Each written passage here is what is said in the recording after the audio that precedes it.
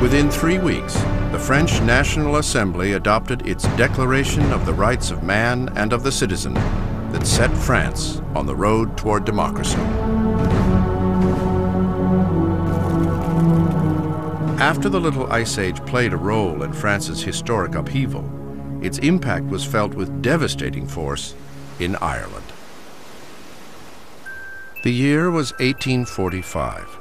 2 centuries had passed since the capricious climate had forced the Irish peasants to adopt the potato as a remedy to starvation. For most of that time, they had grown several different varieties of potatoes.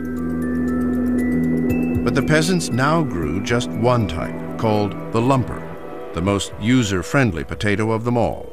And this potato was very easy to cultivate and propagate, and it became the staple of the Irish peasant. But it's a low-quality potato, very watery and very susceptible to disease. Ireland's potato-fed masses had tripled over the past 200 years. 6 million Irishmen now depended on the lumper as their only source of food. But when a mysterious blight suddenly attacked the Irish potato crop, a nation's lifeblood dissolved into inedible masses of black goo. The Irish potato famine lasted for 5 years. The people's anguish was chronicled in wood engravings drawn by the artists of the London Illustrated News. Starving children gnawed on weeds. Weakened by malnutrition, thousands died of cholera and typhus. Emaciated mothers cradled dead babies as they begged for money to purchase coffins.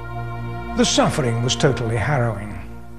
There were stories of corpses in the street lying unburied and of rats devouring them in villages, and of people going round and finding families living in their homes lying in bed too weak to move because they were dying of hunger or of dysentery. By the time the Irish potato crop recovered in 1851, the devastation was incalculable.